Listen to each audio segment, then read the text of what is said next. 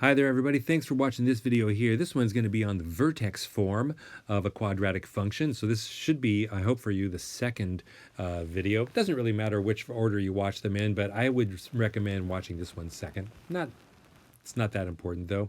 Anyway, vertex form, it looks like that. A times x minus h squared. So x minus h is in parentheses, and the parentheses are squared, and then plus k at the end. Okay, and what's special about this form is that it tells you the coordinates of the vertex.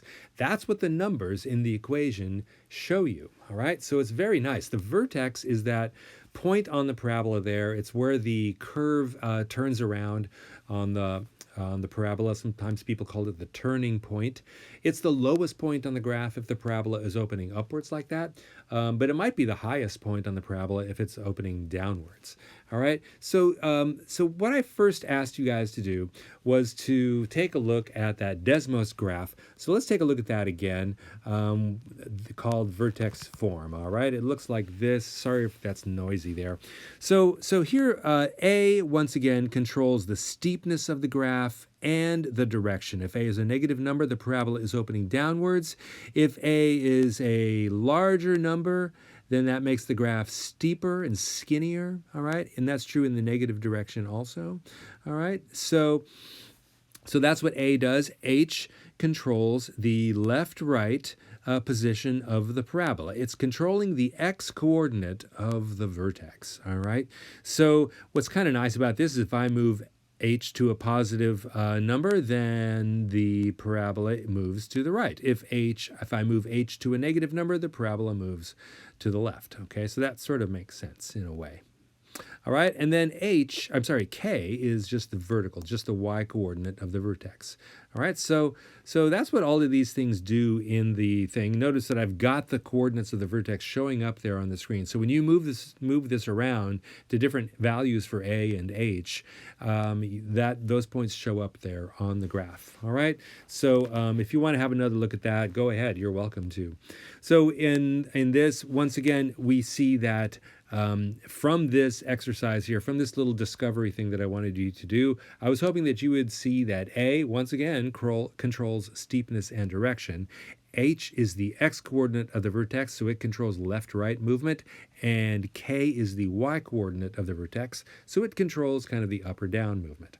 All right, so let's take a look at a couple of examples here.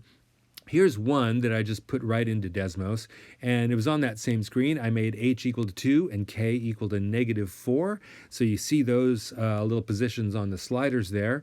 You see then that would mean that the equation for that parabola you're looking at is y equals 1 times x minus 2 squared minus 4. Normally we don't write the 1, but you can write it if you want. It's okay. And then so x minus 2 squared minus 4 means that the vertex there is at positive 2, negative 4. Notice this little flip in the signs of the coordinates with respect to the parentheses there. X minus 2, but we have x equals positive 2 for the vertex coordinate. All right, just notice that. That's going to show up over and over. It's very consistent, but it does take you a little getting used to. Let's try a couple of other ones here. Let's say we've got, there's our vertex form, all right? The vertex of the parabola is the numbers h and k, x and y coordinates, all right? So let's say we had the parabola y equals x minus 3 squared plus k. So that means a equals 1, h equals 3, and k equals 6, all right?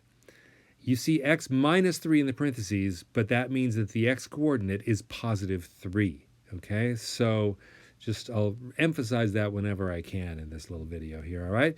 So our vertex should be then 3, 6, all right? So there's the graph there. Let me, you see the equation. So hopefully the vertex is at the point 3, 6.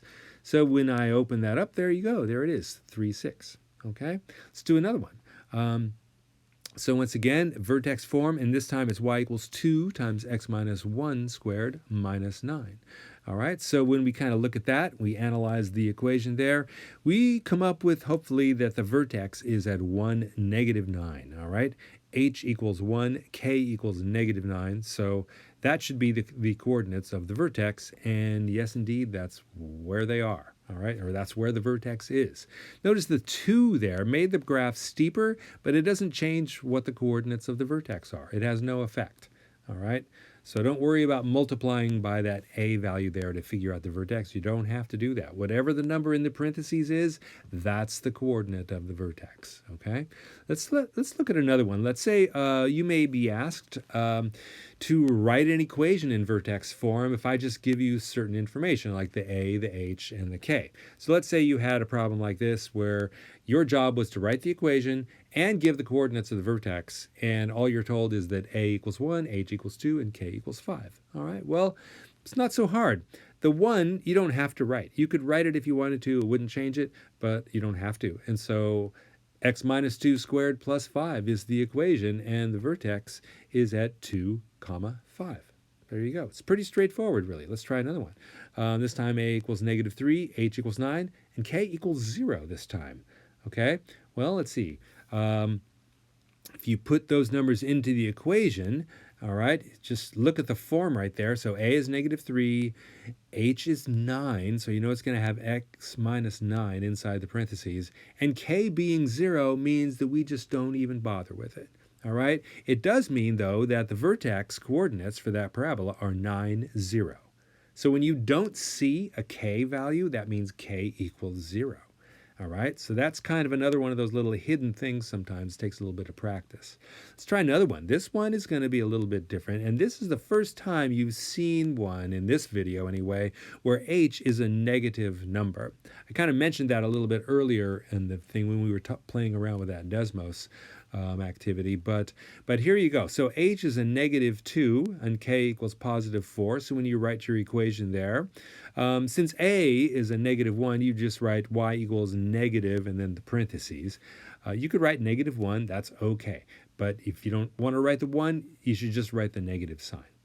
So negative and then x minus negative 2 in the parentheses squared plus 4, sorry. Now that x minus negative 2 part right there, normally we just don't do that. What's the easier way to write that? Yeah, of course, you're just going to say x plus 2, and that's really what the equation would be for this parabola. So there we go. You're seeing it very clear now. The sign of the number inside the parentheses is the opposite of the x coordinate for the parabola. All right, the vertex of this parabola has coordinates negative 2, positive 4. All right, but you see x plus 2 in the equation.